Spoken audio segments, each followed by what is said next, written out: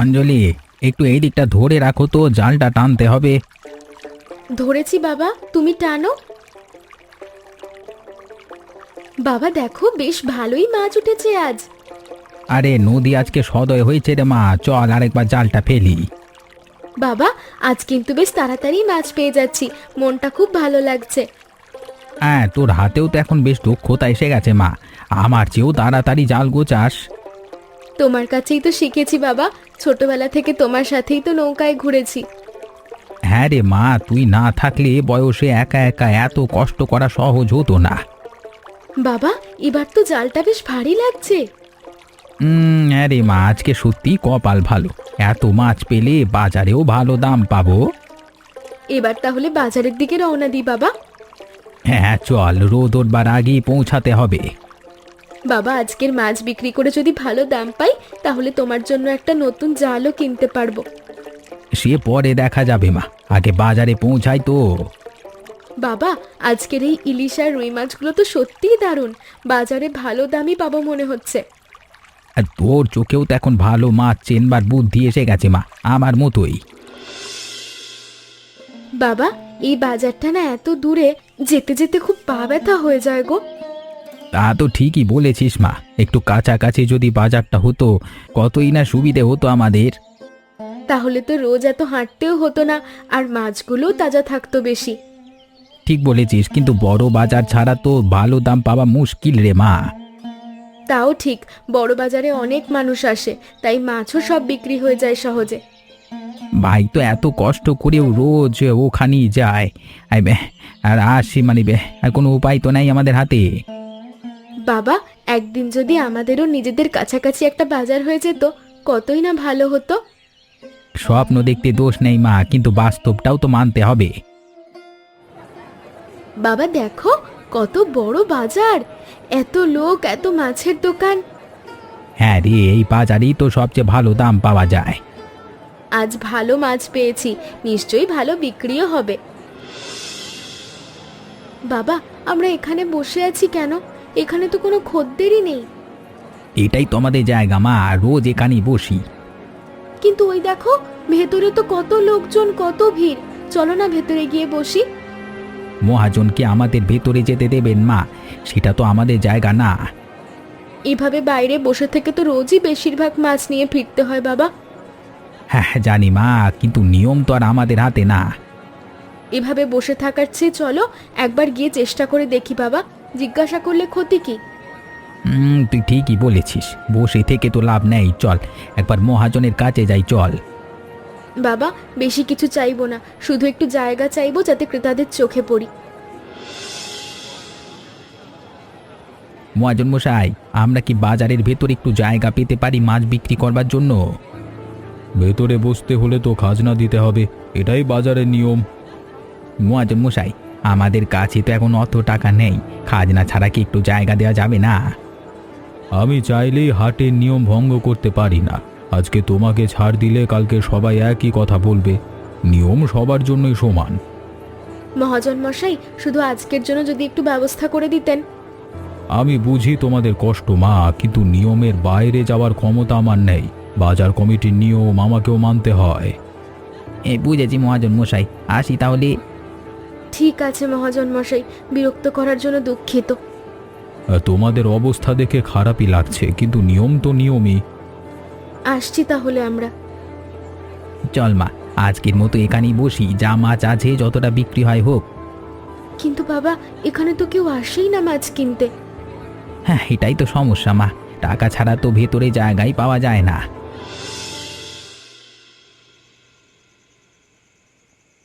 আজও প্রায় সব মাছ নিয়ে ফিরতে হলো মা, এভাবে চললে তো সংসার চালানোই কঠিন হয়ে যাবে।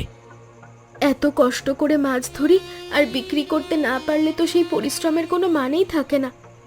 হ্যাঁ ঠিকই বলেছিস, বড় বাজারে জায়গা নেই, খাজনা দেওয়ার টাকাও নেই, কি করবো এখন বল তো?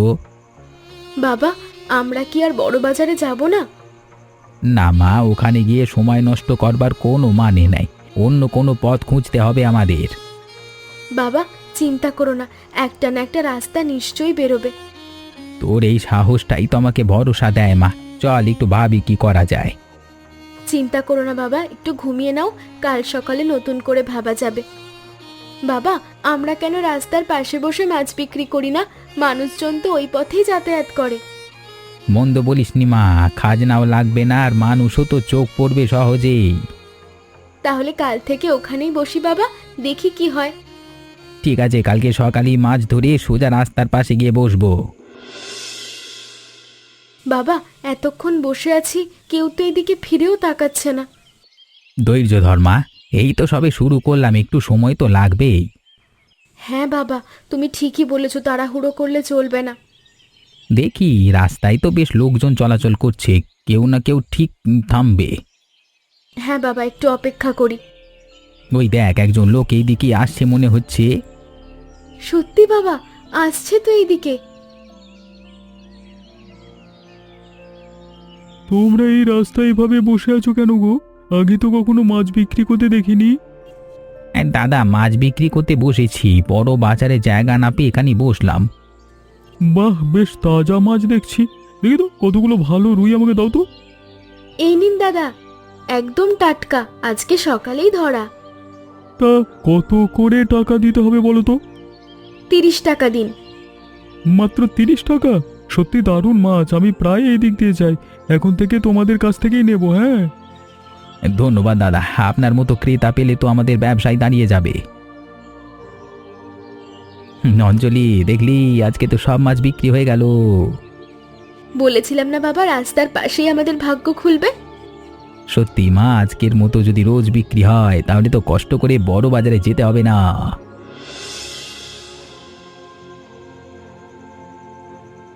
আজকের মতো যদি রোজ বিক্রি হয় তাহলে তার কোনো চিন্তাই থাকবে না মা। মানুষ তো সত্যি আমাদের কাছ থেকে মাছ কিনতে চাইছে বাবা, শুধু জায়গাটাই সমস্যা ছিল। আজকে পুরো একদিনের মাছের দাম হাতে এলো, এত ভালো লাগছে বলে বোঝানো যাবে না। এই খুশিটা তো আরো অনেকের সাথে ভাগ করে নেওয়া যায় বাবা। কি বলতে চাইছিস মা? পরে বলছি বাবা, আগে ভাবি একটু। ঠিক আছে মা, তোর যখন ঠিক মনে হবে তখনই বলিস। বাবা, আমাদের মতো তো আরো অনেক জেলে আছে যারা খাজনার টাকা জোগাড় করতে পারে না, না পেরে বড় বাজারে ঢুকতেই পারে না। তা তো ঠিকই বলেছিস, ওরাও তো আমাদের মতোই কষ্টে আছে। তাহলে চলো না বাবা, ওদেরও বলি এই রাস্তার পাশে এসে বসতে, সবাই মিলে বিক্রি করলে এখানেই একটা ছোট্ট বাজার হয়ে যাবে। দারুণ বুদ্ধি মা তোর, দারুণ বুদ্ধি। কালকে থেকেই আশেপাশের জেলেদের খবর দিই। হ্যাঁ বাবা, সবাই মিলে থাকলে ক্রেতারাও তো একসাথে অনেক মাছের মধ্যে বেছে নিতে পারবে, তাতে সবারই লাভ। দেখুন দাদা, এখানে খাজনা লাগে না আর মানুষজনও তো নিয়মিত আসছে। হ্যাঁ সত্যিই তো, বড় বাজারে তো ঢুকতে আমাদের সারাদিনের রোজগারের টাকা প্রায় সবাই খাজনা দিতে হতো। এখানে বসে প্রথম ভালো বিক্রি করলাম। সবাই মিলে বসলে ক্রেতারাও তো একসাথে অনেক মাছ দেখে বেছে নিতে পারবে। হারান ভাই, আপনাকে ধন্যবাদ, আমাদের কথাটা মাথায় রেখেছেন বলে। ধন্যবাদ কিসের দাদা, আমরা সবাই তো একই নৌকার মাঝি। সবাই মিলে থাকলে একে অপরকে সাহায্যও করা যায়, একা একা লড়াই করার চেয়ে এটাই ভালো। হ্যাঁ সত্যি মা, তোমার বুদ্ধিতেই তো আজকে আমরা সবাই এখানে দাঁড়াতে পারলাম। আপনাদের সবার সহযোগিতা না পেলে এটা কখনই সম্ভব হতো না কাকা। দেখতে দেখতে তো গোটা বাজার দাঁড়িয়ে গেল এখানে, ভাবতেই ভালো লাগছে। আর এখন ক্রেতারাও তো জানে এখানে ভালো মাছ পাওয়া যাবে বাবা। সত্যি বলতে এতদিন একা একা লড়াই করছিলাম, আজকে সবাই মিলে বসে অন্যরকম একটা জোর অনুভব করছি। এটাই তো আসল কথা কাকা, একসাথে থাকলে শক্তিটাও অনেক বেশি হয়।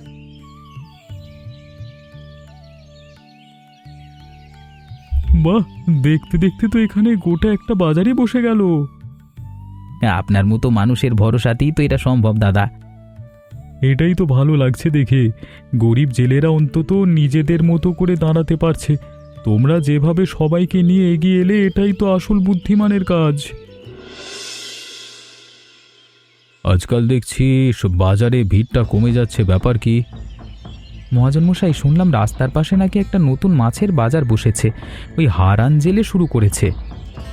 তাই নাকি? এভাবে চললে তো আমার ব্যবসারই ক্ষতি হবে। শুনেছি সেখানে নাকি খাজনাও লাগে না, তাই অনেক জেলেই ওখানে যাচ্ছে। চলো তো নিজের চোখে গিয়ে দেখে আসি ব্যাপারটা কি। এখনই যাবেন মহাজন মশাই? আর দেরি করে লাভ নেই, দেখে আসা দরকার। ঠিক আছে মহাজন মশাই, আমিও সাথে আসছি। দেখি গিয়ে ব্যাপারটা আসলে কতটা গুরুতর। হারান, এখানে এভাবে বাজার বসানো যাবে না ভাই। মাছের বড় বাজার তো কাছে আছে, সেখানেই সবাইকে বিক্রি করতে হবে। মহাজন মশাই, আমরা তো কারোর ক্ষতি করছি না, শুধু নিজেদের মতো করে বিক্রি করছি। এই জমি তো তোমাদের ব্যক্তিগত জমি না বাপ, এভাবে দখল করে বাজার বসিয়েছো কেন? অন্যের জমিতে এভাবে বাজার বসিয়ে দেওয়া তো অন্যায়। মহাজন মশাই, আমরা তো শুধু গরিব জেলেদের একটু সুবিধার কথা ভেবেই এখানে এসেছি। সে যাই হোক মা, নিয়ম না মানলে তো ঝামেলা হবেই।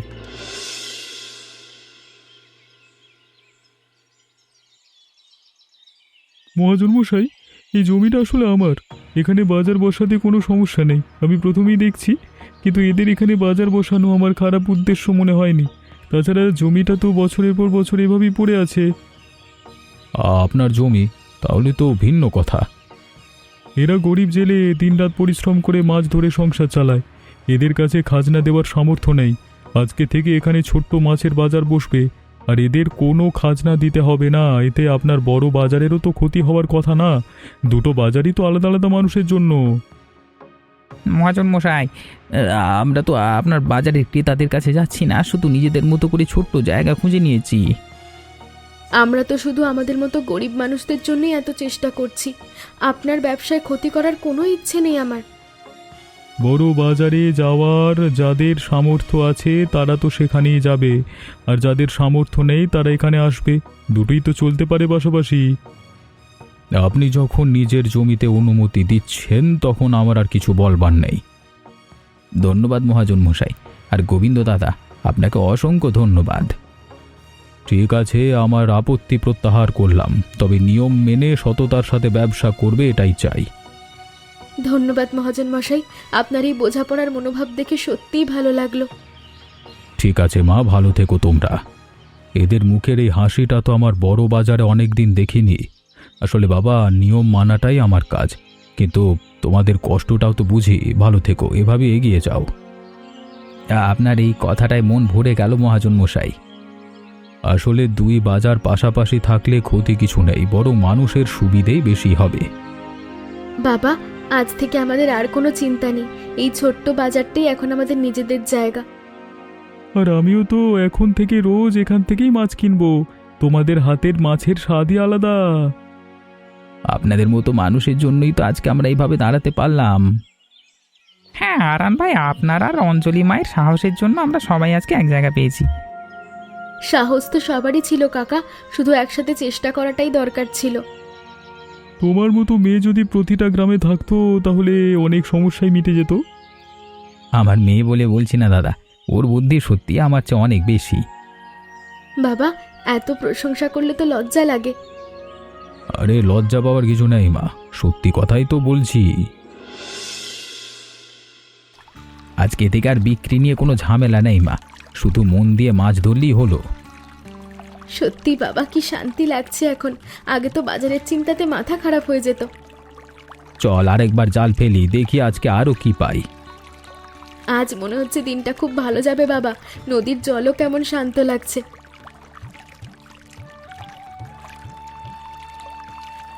বাবা, বাবা দেখো কি বিশাল একটা ইলিশ। আরে বাহ, এত বড় ইলিশ তো অনেক দিন পাইনি রে মা। হারান্দা, আরে ও হারান্দা, কি পেলেন গো? এত হইচই করছেন যে? দেখুন কার্তিক দা, আজকে নদী যেন নিজে থেকে এই ইলিশটা আমাদের হাতে তুলে দিল। বাহ রে বাহ, এত বড় ইলিশ তো এই নদীতে বহুদিন দেখিনি। আপনার তো আজকে পোয়া 12 হারান্দা। কাকা, আপনিও তো আজ ভালো মাছ পেয়েছেন মনে হচ্ছে। আপনার ঝুড়িটাও তো বেশ ভারী দেখাচ্ছে। হ্যাঁ মা, মোটামুটি ভালোই পেয়েছি, তবে তোমাদের ইলিশের কাছে তো সব কিছুই ম্লান। সবই তো নদীর দান কার্তিক দা, কার ভাগ্যে কখন কি জোটে কে বলতে পারে। শুনেছি আপনাদের এই ছোট বাজারটা নাকি বেশ জমে উঠেছে হারান্দা, আমিও একদিন গিয়ে দেখবো ভাবছি। আসুন না কাকা, ওখানে গেলে দেখবেন খাজনার কোনো ঝামেলাই নেই। আমরা সবাই মিলেমিশে বিক্রি করছি। তাহলে তো একদিন যেতেই হয়। ঠিক আছে, আজকে চলি, আপনাদের শুভকামনা রইল। এই ইলিশে ভালো দাম যেন পান। হ্যাঁ ধন্যবাদ কার্তিক দা, আপনিও ভালো থাকবেন। এই ইলিশটা তো নিশ্চয়ই আজকের বাজারের সবচেয়ে বড় আকর্ষণ হবে বাবা। চল তাহলে দেরি না করে বাজারের দিকে রওনা দিই। এত বড় ইলিশ দেখে সবাই তো অবাক হয়ে যাবে বাবা। আজকের দিনটা তো সত্যি বিশেষ হতে চলেছে মনে হচ্ছে। বাবা, এই ইলিশটাকে আমরা বিক্রি করব নাকি বাড়িতে রেখে দেব? দেখি বাজারে গিয়ে হয়তো এমন কাউকে পেয়ে যাব যাকে দিলে ভালো লাগবে। হ্যাঁ বাবা, এমন একটা বিশেষ মাছ কাউকে খুশি করার জন্যই তো ব্যবহার করা উচিত। চল তাহলে মা বাজারের দিকে রওনা দিই। চলো বাবা, খুব সাবধানে নিয়ে যেতে হবে এটা। দেখো বাবা, সবাই কেমন অবাক হয়ে তাকাচ্ছে ইলিশটার দিকে। হবেই তো, এমন ইলিশ তো সচরাচর চোখেই পড়ে না। হারান ভাই, এত বড় ইলিশ কোথায় পেলেন? আজকে তো আপনার কপাল সত্যিই খুলে গেছে। নদীর আশীর্বাদ দাদা, আর কিচ্ছু না। এমন ইলিশ তো বহু বছরে একবারই দেখা যায়। ভাগ্যবান আপনি হারান ভাই। ভাগ্য না দাদা, এটাও তো নদীর দান আমাদের সবার জন্যই। ঠিক বলেছেন হারান ভাই, নদী তো সবাইকে কিছু না কিছু দেয়।